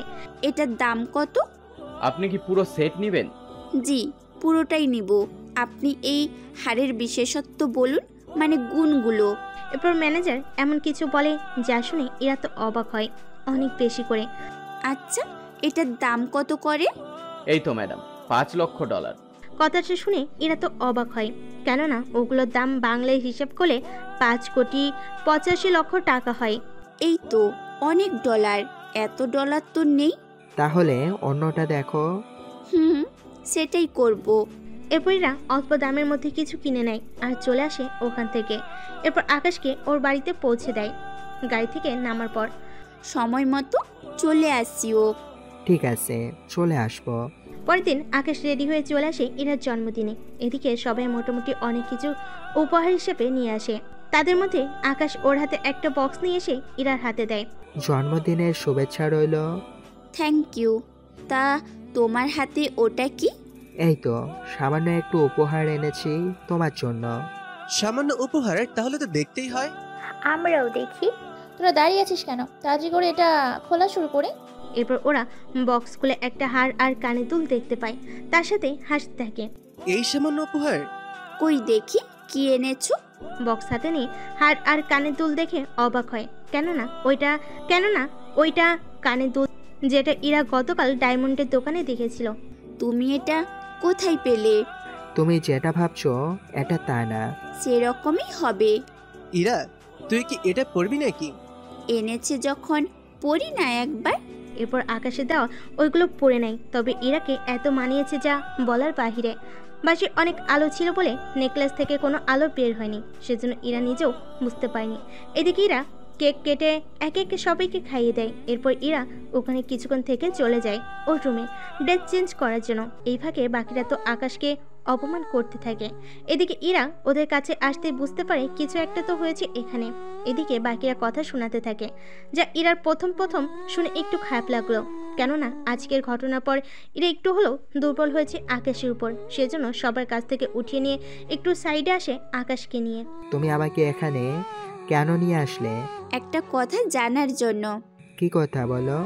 তুমি সত্যি করে বলো তো, কোন সত্যি?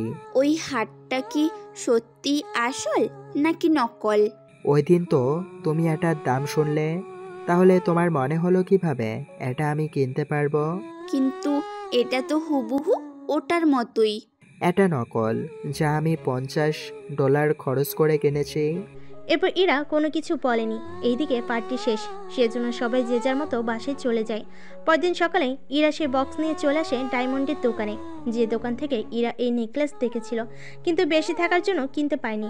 ভিতরে এসে, আপনাদের ম্যানেজারকে একটু ডেকে দিবেন, ওনাকে এই বক্সটা দেখানোর ছিল। জি ম্যাম, আপনি 1 মিনিট অপেক্ষা করুন। আর আপনার হাতে এটা কি? এইটা তো ওনাকে দেখানোর ছিল। স্যার তো একটু বাইরে গেছে, আসলে 10-15 মিনিট লাগবে। ততক্ষণে আপনি এটা বের করেন, দেখি এটার মধ্যে কি আছে। এরপর ইরা বক্স খুলে ওনাদের নেকলেস আর কানের দুলটা দেখায়। ছেলেটি এগুলো দেখে অবাক হয়। ম্যাম, এটা আপনার কাছে কি করে এলো? যেভাবে হোক এসেছে। আপনি এটা চেক করে বলতে পারবেন কি এটা আসল নাকি নকল? সরি ম্যাম, এটা তো আমি বলতে পারবো না। এটা তো স্যারই একমাত্র বলতে পারবে, কেননা এটা খুবই গুরুত্বপূর্ণ একটা নেকলেস। এটা আসল নাকি নকল তা একমাত্র উনিই বলতে পারবেন। এভাবে কথা বলতে বলতে ম্যানেজার চলে আসে। ম্যানেজার এসে জিজ্ঞেস করে, কি হয়েছে? আমাকে এভাবে আসতে বলছেন কেন? স্যার, উনি একটা নেকলেস নিয়ে এসেছে, এটা আসল নাকি নকল তা জানার জন্য। কই দেখি তো হারটা। এরপর ম্যানেজার হারটা দেখে চিনতে পারে আর ওটা টেস্ট করতে থাকে। টেস্ট করা শেষ হলে, এটা আপনি কোথায় পেলেন? আপনি আগে এটা বলুন, এটা আসল নাকি নকল? আমি বাকিটা পরে বলতেছি, আপনি আগে এইটা বলুন, এই হার চুরি করেছেন নাকি কেউ দিল? এটা কি ধরনের কথা বলছেন? গতকালই আমি আপনাদের এখানে এসে এই হারটা দেখলাম। দাম অনেক বেশি থাকার কারণে আমার আর কেনা হয়নি। আমার সবই মনে আছে। আর এই হারটা আজকে আমাদের বড় কাস্টমার কিনে নিয়েছে, কিন্তু এই হারটা আপনাকে কে দিল? তার মানে আপনি বলতে চাইছেন এটা আসল? এটা তো আমার বয়ফ্রেন্ড আমাকে দিয়েছে। গতকাল আমার সাথে যে এলো ওই আমার বয়ফ্রেন্ড। জি ম্যাডাম, এই হারটা আসল। ছেলেরা তার স্ত্রীকে পর্যন্ত এত দামি হার দেয় না, সেখানে আপনার বয়ফ্রেন্ড আপনাকে দিয়েছে, এমনটাও তো হতে পারে। উনি চুরি করেছেন আমাদের গুরুত্বপূর্ণ কাস্টমারে। আপনি একটা কাজ করুন, ওনাকে কল দিয়ে বলুন এখানে আসার জন্য। ওর জন্যই আমাকে এখানে অপমানিত হতে হচ্ছে। ওকে তো একটা শিক্ষা দিতেই হবে। এই বলে আকাশকে কল দিয়ে ওখানে আসার জন্য বলে। 30 মিনিটের মধ্যে চলে আসে ওখানে। কিছু কি হয়েছে? তুমি এই হার কোথা থেকে কিনলে? কোথা থেকে আবার? এখান থেকে। কিন্তু তুমি এই হার এখানে কেন আনতে গেলে? তার আগে এটা বলো, তুমি এত ডলার পেলে কি করে? যেখান থেকেই পাই। তাছাড়া তোমার এটা পছন্দ হয়েছে, সেজন্য আমি কিনে দিলাম। এটা আপনি কিভাবে কিনলেন? এটা তো আমার গুরুত্বপূর্ণ কাস্টমার কল দিয়ে কাউকে পাঠায়, আর আমি ওনার হাতে দেই। আমার যতদূর মনে পড়ে এটা আপনি ছিলেন না। ওটা আমি ছিলাম না, কিন্তু আপনি যার সাথে কথা বলছিলেন ওই লোকটা আমি ছিলাম। তা কি করে সম্ভব? আপনি ওই নাম্বারে কল দিন, আর এটা হচ্ছে আমার মোবাইল, তাহলে তো আপনি বুঝে যাবেন। ম্যানেজার কল দেয়, সাথে সাথে আকাশের ফোনে কল আসে। এবার ম্যানেজারের বিশ্বাস হয় এটা উনিই ছিল। তারপর ম্যানেজার ক্ষমা চেয়ে নেন। কিছুক্ষণ পর আকাশ ইরাকে নিয়ে ওখান থেকে বের হয়ে আসে। রাস্তায় ইরা তো নানা ধরনের প্রশ্ন করতে থাকে। তুমি এতগুলো ডলার পেলে কোথায়? তা জেনে তুমি কি করবে? তোমার তো হার ভালো লেগেছিল, সেজন্য কিনে নিলাম। তাই বলে কোটি ডলার খরচ করবে? তুমি আমার একমাত্র জিএফ, তাছাড়া আমার যা কিছু আছে সবই তো তোমার। সেজন্য তোমার জন্য খরচ না করলে আর কার জন্য খরচ করব বলো? আমি তাহলে বাসায় যাচ্ছি, তোমাকে নামিয়ে দেই তাহলে বাসায়। আমি হেঁটে চলে যেতে পারবো। তোমার কাছে কি ভাড়া নেই? না, $1 নেই, এবং কি সকালে খেয়েও আসতে পারিনি, পকেটে ডলার ছিল না বলে। কি? তোমার কাছে যদি ডলারই না থাকে তাহলে তুমি এটা কিনলে কি করে? এটা তো এমনিতে কিনেছি। হয়েছে, আর বলতে হবে না, চলো এখন আমার সাথে।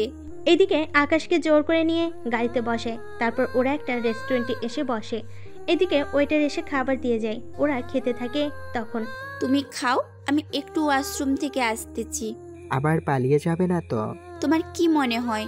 আমি এমনিতে বললাম, কারণ পকেট পুরো খালি তো, পরে দেখা যাবে এরা হয়তো পুলিশে দেবে, নয়তো এখানে কাজ করাবে। এতটা খারাপ না আমি। 5 মিনিট লাগবে, ততক্ষণে তুমি খেতে থাকো। এদিকে আকাশ খেতে থাকে, অন্যদিকে ইরা ওয়াশরুমে এসে ভাবতে থাকে, এটা কি হলো?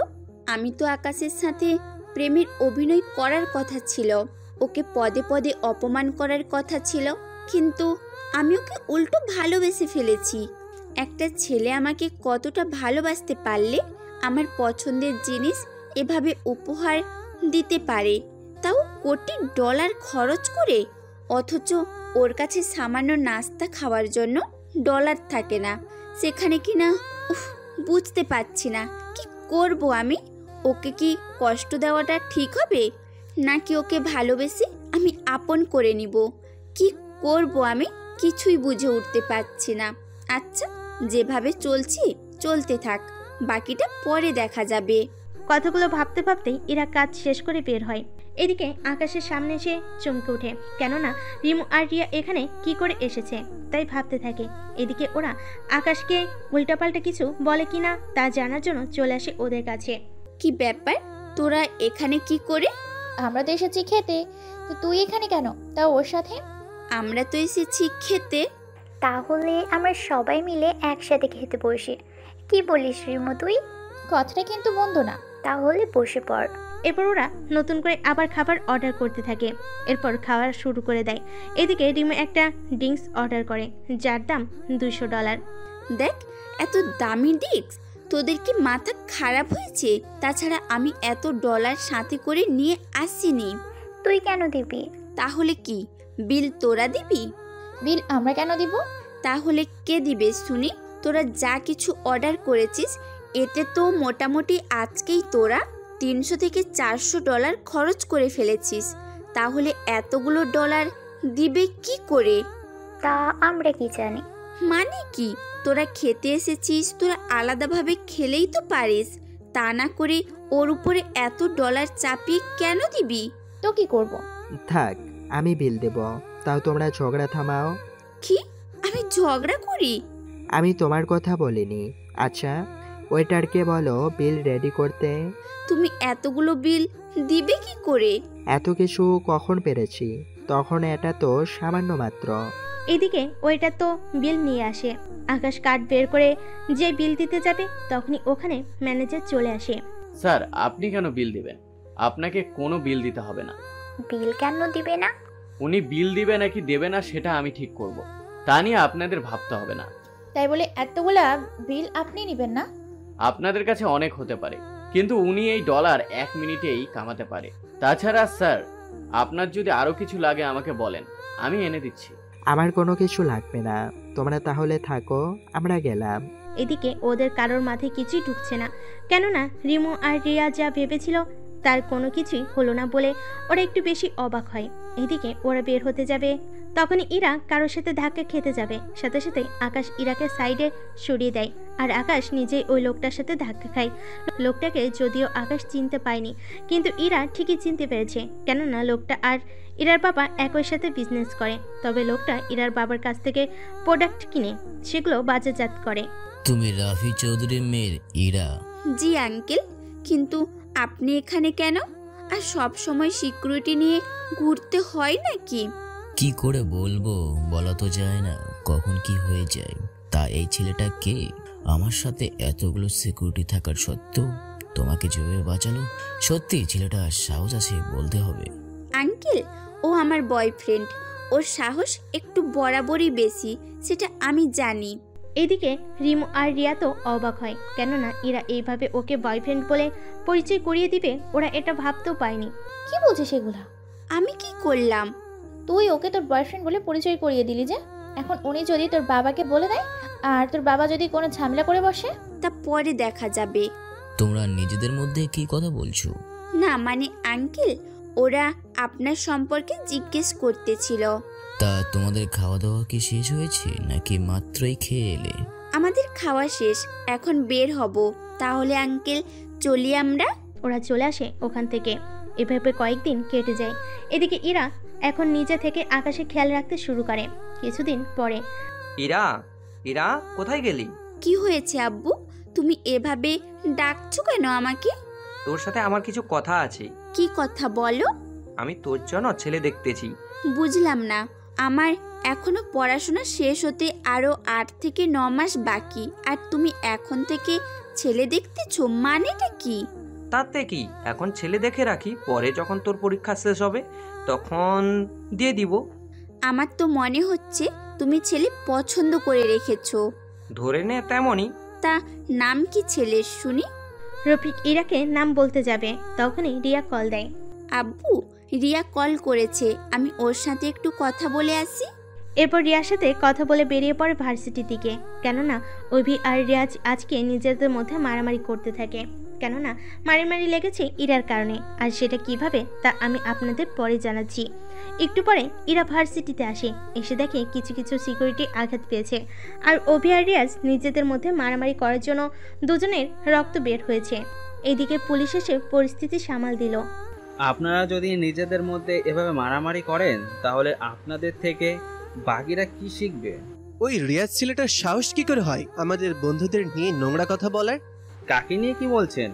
সেটা আমি আপনাকে পরে বলবো, আপনি এখন আসতে পারেন। আপনাদের এই রকম অবস্থায় রেখে গেলে আপনারা আবারও ওই মারামারি শুরু করে দিবেন, সেই জন্য তা আমি হতে দিতে পারি না। এই যে মিস্টার পুলিশ অফিসার, আপনি এখান থেকে আসতে পারেন, আমার ব্যাপার আমি নিজেই বুঝে নিব। দেখুন স্যার, আপনারা এই শহরের সবচেয়ে ধনী পরিবারের সন্তান। আপনারা যদি এরকম করেন তাহলে কি করে হবে? আপনাদের জন্য তো আমাদের বিপদে পড়তে হবে। সেটা আপনাদের ইচ্ছা, তবে আজকে আমি তো ওকে মেরেই ছাড়বো। শান্ত হন আপনারা, কেউ কাউকে মারতে হবে না। আপনারা দুজনই এখনই সরে দাঁড়ান। আমি আপনাদের পরিবারকে খবর দিয়েছি, ওনারা এখনই চলে আসবে। কয়েক মিনিট পরে রাজীব চৌধুরী আর জাফর চৌধুরী ওখানে এসে নিজেদের ছেলের কাছে যায়। কার এত বড় সাহস আমার ছেলেকে মারে? আমি মেরেছি, কি করবেন আপনি? তুমি এখনো বাচ্চা, সেজন্য আমাকে চিনতে পারোনি। যদি চিনতে পারতে তাহলে তোমার বাবার মতো চুপ করে থাকতে। আমি জানি আপনার মতো এত ধনী আমি না, তবুও এতটা গরিবও না আমি। এই দেশে ধনীদের তালিকায় 3য় নাম্বারে আছি আমি, আর আপনি 2য় নাম্বারে। সেজন্য এটা ভেবে নেবেন না ক্ষমতা আমার কম। আমার ছেলেকে যে মেরেছে চাইলেই আমি এখনই তাকে মেরে ফেলতে পারি। আব্বু, তুমি কি দেখছো কিভাবে আমাকে কথা শোনাচ্ছি? তুই কোনো চিন্তা করিস না, আমি তো আছি তোর সাথে। আমিও তো দেখতে চাই কার এত বড় সাহস হবে যে আমার সামনে তোকে মারবে। অন্যদিকে খবর পেয়ে আকাশ ওখানে চলে আসে।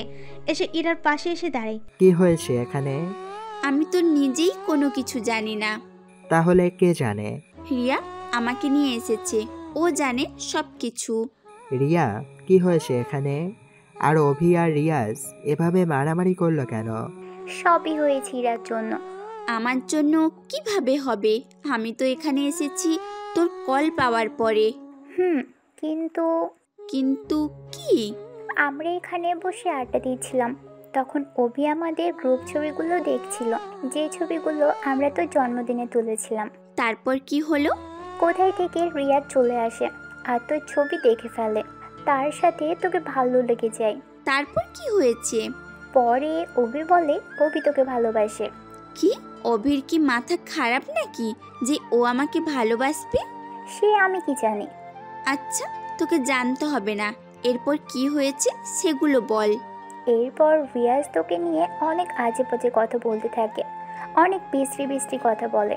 এই কথাগুলো শুনে অভি তো আরোই রেগে যায় আর রিয়াজকে একটা ঘুষি মারে। এরপর ওদের মধ্যে মারামারি হতে থাকে। তার মানে রিয়াজ ইরাকে নিয়ে বাজে বাজে কথা বলছিল? হ্যাঁ, সাথে এটাও বলেছে ইরাকে ও নাকি বিয়ে করেই ছাড়বে। করাচ্ছি ওকে আমি বিয়ে। এই বলে আকাশ ওইদিকে যেতে থাকে। তখন ইরা সে হাত ধরে ফেলে। তোমার কি মাথা ঠিক আছে? দেখছো না এখানে কত সিকিউরিটি আছে? এই সবের ভেতরে তুমি কি পারবে এদের সাথে? তার সাথে পুলিশও আছে এখানে। তো ওই রিয়াজ তোমাকে আজে বাজে কথা বলবে, তা আমি শোনার পরেও বসে থাকবো?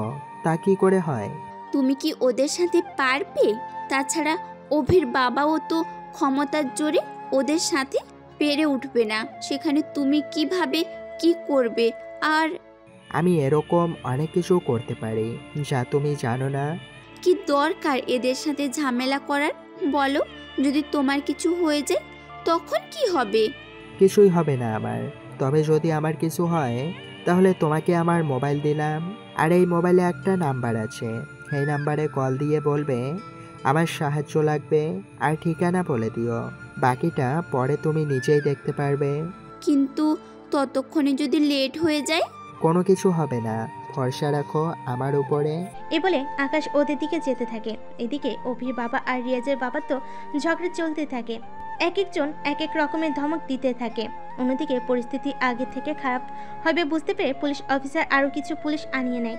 একটু পরে, আমার ছেলের গায়ে হাত তোলার জন্য আমি তোর ছেলের জীবন কেড়ে নেব, সে যেভাবেই হোক না কেন। এই কথা শুনে জাফর চৌধুরী তো আরো বেশি রেগে যায়। তুই কি ভেবেছিস আমার ছেলের কিছু হয়ে গেলে আমি তোকে আর তোর ছেলেকে জীবিত রাখবো? তুই সেটা ভাবলি কি করে? বাবা, তুমি চুপ করে দাঁড়িয়ে আছো কেন? তুমি এখনই আমাদের সিকিউরিটিগুলোকে বলো ওদের গুলি করে এখানেই মেরে ফেলার জন্য। আপনারা কি শুরু করেছেন? এরকম হলে আমি নিজেই আপনাদের থানায় নিতে বাধ্য হব। তুই কি ভুলে গেছিস আমার কে?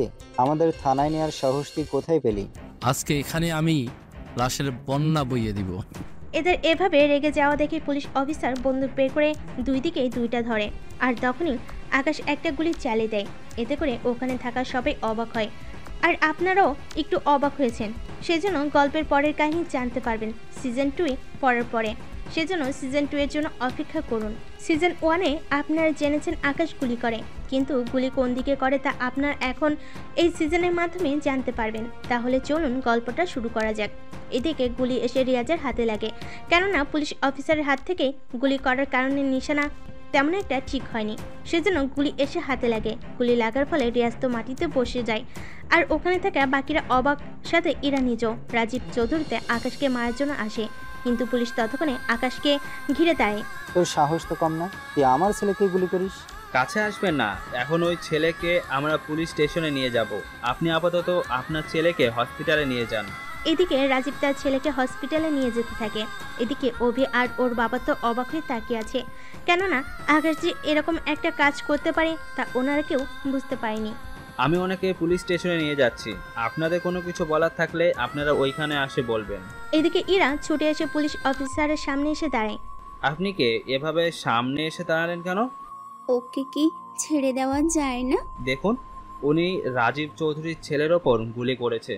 আপনি বুঝতে পারছেন কি? আমি যদি ওনাকে এই মুহূর্তে থানায় নিয়ে না যাই তাহলে ওনার সিকিউরিটি আর লোকেরা ওনাকে মেরে ফেলবে। কিন্তু থানায় তো আপনারাও কম করবেন না। কথা দিচ্ছি, আমরা ওনার শরীরে কোনো আঘাত করব না, শুধু ওনাকে বাঁচানোর জন্যই আমরা থানায় নিয়ে যাচ্ছি। আর ওখানে একদিন রেখে আমরাই কোর্টে ওনাকে চালান করে দেব। তুমি ভেবো না আকাশ, আমি তোমার জন্য উকিল ঠিক করব। উকিল ঠিক করতে হবে না, আমি যে নাম্বারটা দিয়েছি তুমি সে নাম্বারে যোগাযোগ করো, তাহলেই হবে। কিন্তু ওই নাম্বারটা কার? তুমি যোগাযোগ করো, বাকিটা ওরাই সামলে নেবে। এদিকে অফিসাররা আকাশকে নিয়ে চলে যায়। এদিকে অভি আর জাফর চৌধুরী ওখান থেকে চলে যায়। এদিকে ভার্সিটিতে শুধু রিয়া আর রিমু থেকে যায়। আকাশ এটা কি করলো? কি দরকার ছিল গুলি করার? ইরার ব্যাপারে এইসব শোনার পর হয়তো নিজেকে আর ধরে রাখতে পারেনি, সেই জন্য গুলি করে দেয়। তার মানে তুই কি বলতে চাইছিস ইরাকে আকাশ অনেক ভালোবাসে? যদি ভালোই না বাসতো তাহলে এরকম একটা কাজ কখনোই করতো না। এদিকে আকাশের মোবাইলটা বের করে তারপর ওর কথা মতো একটা নাম্বার ছিল, ওই নাম্বারে কল দেয়। কল দেওয়ার 15 সেকেন্ড পরে কেউ একজন কল রিসিভ করে। হ্যালো স্যার, কেমন আছেন?